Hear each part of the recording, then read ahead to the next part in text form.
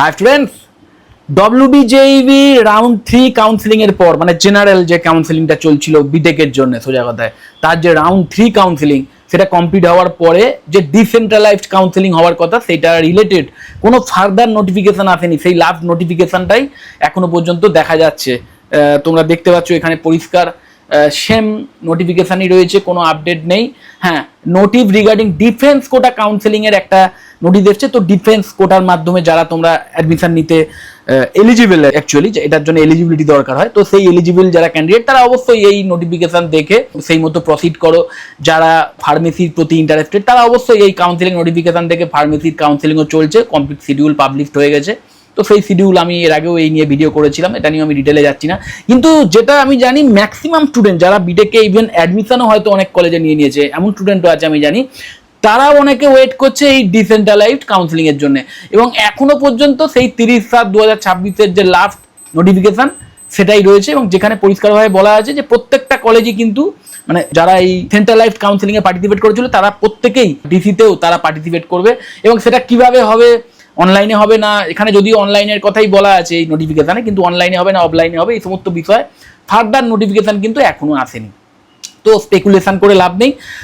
অবশ্যই তোমরা নিজেরা খেয়াল রাখো নিজেদের। আমি এর আগেও বলেছি এই wbjeb.nic.in/wbje এই যে ওয়েবসাইটটা, এটাকে নিজেদের মোবাইলে বুকমার্ক করে রাখো, মোবাইলের ব্রাউজারে বুকমার্ক করে রাখো। মোবাইল যখনই হাতে নেবে, আমি জানি তোমরা ঘন্টায় অন্তত 1-2 বার তো মোবাইল হাতে নাওই, তো সেই যখনই মোবাইলটা হাতে নেবে তখন একবার করে ব্রাউজারে গিয়ে এই বুকমার্কটা চেক করে নেবে, রিফ্রেশ করে করে দেখে নেবে। রিফ্রেশ করে দেখবে, বারবার বলছি।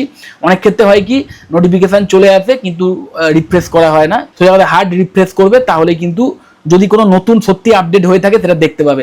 এবং এটা নিজেরা সবসময়তেই খেয়াল রাখো, কখন কে বলে দেবে, কোথায় কে ভিডিওতে পাবলিশ করবে। ইভেন আমার জন্য ওয়েট করে থেকো না, কারণ হয়তো আমি যখন দেখলাম ততক্ষণে অনেকটা সময় পেরিয়ে গেছে, তো সেই সময়টা যেন না পেরোয়, মাঝে মাঝে নিজেরা মোবাইলে এটা খেয়াল রাখবে। তো যাই হোক, আমি জানি তোমরা এমন অনেকে আছো যারা কয়েকটি নতুন স্পেশালাইজেশন বা নতুন বিটেকের কিছু ব্রাঞ্চ, সেই ব্রাঞ্চগুলো নিয়ে ভীষণ ইন্টারেস্টেড। তোমাদের বলেই দিই আজকের আমি যে ব্রাঞ্চটা নিয়ে আলোচনা করছি, তোমরা ভিডিও টাইটেল দেখেও হয়তো জেনে গেছো যে BTech in ECS, electronics and computer science এটা।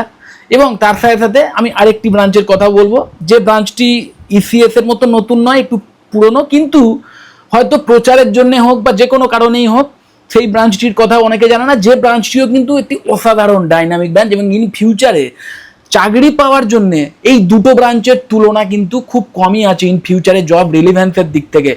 বিশেষ করে এই এআই নির্ভর যে দুনিয়া আসতে চলেছে, অলরেডি এসে গেছে, ইন ফিউচারে আরও আসবে। এআই এর প্রভাব সমস্ত জব মার্কেটেই পড়ছে, এবং সবচেয়ে বেশি পড়ছে এই কম্পিউটার সায়েন্সের ফিল্ডে, এবং সফটওয়্যার রিলেটেড জবে সবচেয়ে বেশি পড়ছে, কারণ এআই ওখানে ডোমিনেট করছে। মানে বিশ্বাস করো আমাকে, ট্রাস্ট করো, এআই কিন্তু ডোমিনেট করছে।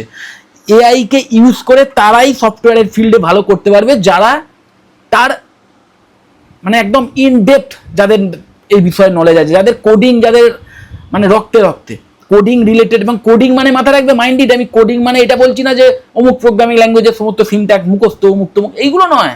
এগুলো ফান্ডামেন্টাল ব্যাপার দিয়ে সিনট্যাক্স সেই বড় কোডারের চেয়ে একটা সামান্য এআই সিস্টেম আরো বেটার ভাবে করে দিতে পারবে। তো এই সিনট্যাক্সের কথা বলছি না, যার মধ্যে পুরো ব্যাপারটা যার ব্রেনের মধ্যে রয়েছে, যার মধ্যে পুরো প্রসেসটা কিভাবে কম্পিউটার কাজ করে, কিভাবে কম্পিউটার হার্ডওয়্যার লেভেল থেকে এসে স্টেপ বাই স্টেপ আলটিমেটলি এই কোডিং লেভেল অব্দি এসে প্রসেস করে আলটিমেটলি একটা সফটওয়্যার ডেভেলপ কিভাবে হয়, যার কাছে পুরো প্রসেসটা ক্লিয়ার, যার কাছে ডিএস এর কনসেপ্ট ফুললি ক্লিয়ার, যে অলরেডি এই সমস্ত সফটওয়্যার নিয়ে কাজ করেছে, ভালোবাসে এই বিষয়টা, যার ম্যাথ ট্যাক্সের ওপর ডেপথে নলেজ আছে এবং ইন্টারেস্ট আছে, আরও ডিপলি শিখতে চায় কম্পিউটার ম্যাথামেটিক্স বা স্ট্যাটিস্টিক্সের উপর ভীষণ ইন্টারেস্ট যাদের আছে, তাদের জন্য আইডিয়াল ফিল্ড কিন্তু সিএস রিলেটেড ফিল্ড। তারা কিন্তু এআইকে ইউজ করে ইন ফিউচারে কাইন্ড অফ মিরাকেল ঘটাবে, এটা আমি শিওর।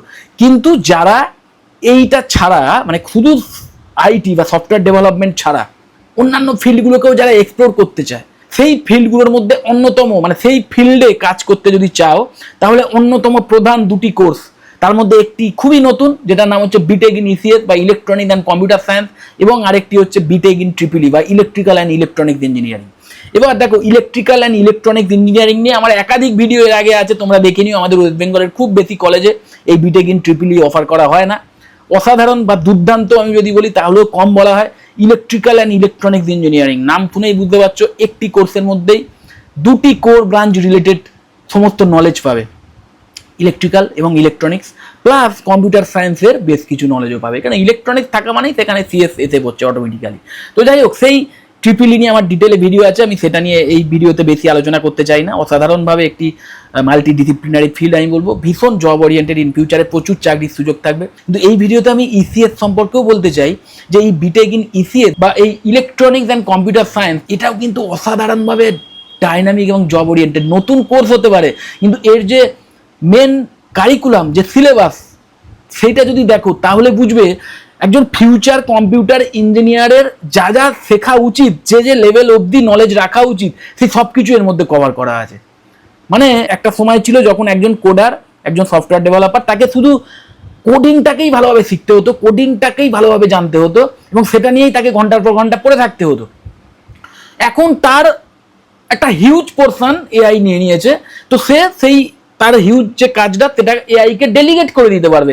তো তার কাছে এখন ফ্রি টাইমস আছে, তো সেই ফ্রি টাইমসটা তাকে ইউটিলাইজ করতে হবে অন্য বিষয়ে মাথা ঘামিয়ে, তবেই তো সে নেক্সট লেভেলে যেতে পারবে। না হলে সে যদি এখনো সেই শুধু কোডিং নিয়েই পড়ে থাকে এবং একাই সবটা করতে যায়, তাহলে অবশ্যই সে কম্পিটিশনে পিছিয়ে পড়বে এবং ওই ইন ফিউচারে যদি চাকরি পেয়েও থাকে আবার পরবর্তীকালে ছাঁটাই হয়ে যাবে, সোজা কথা। তো তাকে কিন্তু ডাইনামিক্যালি সমস্ত ব্যাপারটা জানতে হবে। তো এই ইসিএস এর যেটা মেন ফান্ডা, সেটা কি না, এইখানে কম্পিউটার সায়েন্সের বা কম্পিউটার ইঞ্জিনিয়ারিং এর যে সার্কিট ডিজাইন, মাইক্রো কন্ট্রোলার এবং মাইক্রো প্রসেসর লেভেলের যে হার্ডওয়্যার রিলেটেড নলেজের প্রয়োজন হয় একজন কম্পিউটার ইঞ্জিনিয়ারের, সেই নলেজটাও এই কোর্সে খুব ডেপথে শেখানো হয়, বা সেই নলেজটা পাওয়ারও সুযোগ থাকবে। কারিকুলাম সেইভাবে রয়েছে। যে সফটওয়্যার রিলেটেড বিষয়গুলোর উপর জোর দেওয়া আছে এই কোর্সে, সেগুলো কি কি না, ওপি বা object oriented programming, algorithms and database management, মানে যেটা কিনা আমি বলবো একজন নেক্সট লেভেলের সফটওয়্যার ডেভেলপারও যদি হতে চাও, তাহলেও এই জিনিসগুলোর উপর নলেজ রাখতে হবে, অ্যালগোরিদম এবং ডিভিএমএস। আর আইওটি বা এই যে ইলেকট্রনিক যে সমস্ত ডিভাইসের মধ্যে হিউজলি কম্পিউটার সায়েন্সের অ্যাপ্লিকেশন এসে গেছে, সেই সমস্ত নিয়েও যারা কেরিয়ার করতে চায় তাদের জন্য এই ওপি বা অবজেক্ট ওরিয়েন্টেড প্রোগ্রামিং ভীষণভাবে হেল্পফুল। এবং খুবই ইম্পর্টেন্ট আরেকটি টপিক, স্মার্ট সিস্টেম। তার মধ্যে কি কি ইনক্লুডেড আছে না, আইওটি বা internet of things, AIML integration and cyber and physical system. তো আমি বলবো ইসিএস, বিটেক ইন ইসিএস তোমাকে ইন ফিউচারে একাধিক কেরিয়ারের জন্য তৈরি করে দিতে পারে, এবং একটি প্রপার রোডম্যাপ ধরে যদি তুমি এগোতে চাও, মানে তুমি ধরো ফার্স্ট ইয়ার থেকেই টার্গেট করলে যে না আমি ইলেকট্রনিক্সের ফিল্ডে যাবো, চিপ বিল্ডিংয়ের ফিল্ডে যাবো, সেটাও সম্ভব। যদি তুমি মনে করো আমি সফটওয়্যার ডেভেলপমেন্টের ফিল্ডে যাবো, সেই রিলেটেড কেরিয়ার রোডম্যাপ ফলো করে সেই কেরিয়ারও তুমি অ্যাচিভ করতে পারবে এই একই কোর্সের মাধ্যমে। যদি মনে করো সাইবার সিকিউরিটির ফিল্ডে যাবো, সেটাও সম্ভব। যদি মনে করো ডেভঅপসের ফিল্ডে যাব, সেটাও সম্ভব। ওকে, যদি মনে করো রোবোটিক্সের ফিল্ডে যাব, আইওটির ফিল্ডে যাব, সেটাও সম্ভব। তো একাধিক কেরিয়ারকে টার্গেট করে কিন্তু তোমরা এগোতে পারো, কিন্তু যে কোনো একটি কেরিয়ারকে টার্গেট করে সেই রিলেটেড এক্সট্রা স্কিল যদি বিল্ড করো তাহলে বেটার। আর হ্যাঁ, এটাও ঠিক যে আজকের যুগে না, যেহেতু এআই অনেকটাই হেল্প করে দিয়েছে, পার্টিকুলার একটি বিষয়তেই প্রচুর কাজ করার যে একটা প্রয়োজনীয়তা একটা সময় ছিল, সেটা যেহেতু এআই ভীষণভাবে কমিয়ে দিয়েছে, তো আমি তোমাদের বারবার এটা সাজেস্ট করব যে কোনো একটি বিষয়ে সব কিছু জেনে নিলে আর বাকি কিছু শিখলাম না, তার চেয়ে অনেক বেটার অ্যাপ্রোচ এটা হবে যে একটা বা দুটো বিষয়ে সব কিছু জেনে নাও এবং বাকি বিষয়টা সম্পর্কেও একটা ক্লিয়ার কনসেপ্ট রাখো, একটা ডেপথ রাখো, যাতে কিনা এআইকে ইউজ করে সেই বিষয়গুলোও তুমি ম্যানেজ করতে পারো, তবেই এগোতে পারবে। তো আমি অবশ্যই তোমাদের বলবো, যারা তোমরা এই বিটেক ইন ইসিএস পেয়েছো বা এই বিটেক ইন ইসিএস নেবে কি নেবে না এই নিয়ে দোনামোনায় আছো, একদম মানে উইথ প্রেজুডিস তোমরা এই কোর্স নাও, একদম উইথ প্রেজুডিস নিতে পারো, কোনো প্রবলেম নেই। একদম মানে ভীষণভাবে জব ওরিয়েন্টেড, কারিকুলাম দুর্দান্তভাবে ফিউচারিস্টিক, এবং দেখো কলেজ থেকে কতটা হেল্প পাবে সেটা আলাদা ব্যাপার, কলেজ টু কলেজ সেটা ভ্যারি করে, কিন্তু আলটিমেটলি যে কলেজেই পড়ো না কেন তোমাকেই কিন্তু নিজেকে বিল্ড করতে হবে। তো সেই কোর্সে যা যা আছে, সিলেবাসে যা যা আছে, সেই রিলেটেড টপিক অনলাইন প্ল্যাটফর্ম থেকেও প্রচুর রিসোর্স পেয়ে যাবে, সেখান থেকেও শেখো। সফটওয়্যার রিলেটেড সমস্ত ইনফরমেশন বা সফটওয়্যার রিলেটেড স্কিল ডেভেলপমেন্ট করার জন্য যা যা রিসোর্স, সেগুলো অনলাইনেই পাওয়া যায়, তোমরা জানো অলরেডি। সেইগুলোকে ইউজ করে পড়াশোনা স্টার্ট করে দাও, 4 বছর সঠিকভাবে এগো, এবং ইন ফিউচারে তোমরা যে টাইপের জব রোল তোমরা অ্যাচিভ করতে পারো, সেগুলো কি কি হতে পারে দেখো, সফটওয়্যার ডেভেলপার হতে পারো, এমবেডেড সিস্টেমস ইঞ্জিনিয়ার হতে পারো। দেখো সম্পূর্ণ দুটি আলাদা ফিল্ড, একটি সফটওয়্যার ডেভেলপমেন্ট আর একটা এমবেডেড সিস্টেমস ইঞ্জিনিয়ার মানে ইলেকট্রনিক্সের ফিল্ড। আইওটি ডেভেলপার হতে পারো অ্যান্ড হার্ডওয়্যার ডিজাইনার হতে পারো। তো কমপ্লিটলি ইলেকট্রনিক্স এবং কম্পিউটার সায়েন্স রিলেটেড যত কেরিয়ার অপশানস আছে, সেই সমস্ত কেরিয়ার অপশানসের মধ্যে যে কোনো একটা তোমরা চুজ করতে পারো, সেইভাবে এগোতে পারো। তো ভীষণভাবে ফিউচারিটি এবং কোন কোন ইন্ডাস্ট্রি কভার করছে দেখো, মানে কোন কোন ইন্ডাস্ট্রিতে তোমরা চাকরির সুযোগ পেতে পারো না, IT industry, consumer electronics, automotive technology, robotics and semiconductor manufacturing. তো ইন্ডাস্ট্রির যে স্কোপ সেটাও হিউজ, সব দিক থেকেই ভীষণভাবে জব ওরিয়েন্টেড একটি বিটেক কোর্স আমি বলবো, ভীষণ নতুন কোর্স এবং খুব জব ওরিয়েন্টেড কোর্স। তো অবশ্যই তোমরা বিটেক ইন ইসিএফ নিতে পারো এবং তার সাথে সাথে বিটেক ইন ট্রিপল ই সুযোগটাও কিন্তু নিতে পারো। তো যাই হোক, যদি এই বিটেক ইন ট্রিপল ই বা ইসিএফ নিয়ে আরও কোনো এক্সট্রা তথ্য চাও বা পার্টিকুলার কোনো কলেজ সম্পর্কে ইনফরমেশান চাও যে কোন কোন কলেজে স্যার এই কোর্সগুলো বেশ অ্যাফোর্ডেবল ফিজের বিনিময়ে পড়ানো হয়, এই রিলেটেড কোনো ইনফরমেশান যদি আমার থেকে চাও, ডাইরেক্ট আমাকে কল বা হোয়াটসঅ্যাপ করতে পারো, আমি তোমাদের অবশ্যই ইনফরমেশান দিয়ে দেবো। এবং অবশ্যই এখনও আমি তোমাদের বলছি, এখনও কিন্তু বেশ কিছু কলেজে এই সমস্ত জব ওরিয়েন্টেড বিটেক ব্রাঞ্চে ডাইরেক্ট অ্যাডমিশন চলছে উইদাউট এনি ডোনেশন অ্যামাউন্ট। কাউন্সিলিংয়ের মাধ্যম দিয়ে অ্যাডমিশন নিয়ে যে সমস্ত স্টুডেন্টরা পড়ছে তারাও যে ফিজ দেবে, তোমরাও সেম ফিজ দেবে। তো সেই টাইপের কলেজ সম্পর্কেও যদি কোনো ইনফরমেশান চাও, ডাইরেক্ট আমার থেকে কল বা হোয়াটসঅ্যাপ করো, আমার কন্ট্যাক্ট ডিটেলস নিচেই শো করা আছে।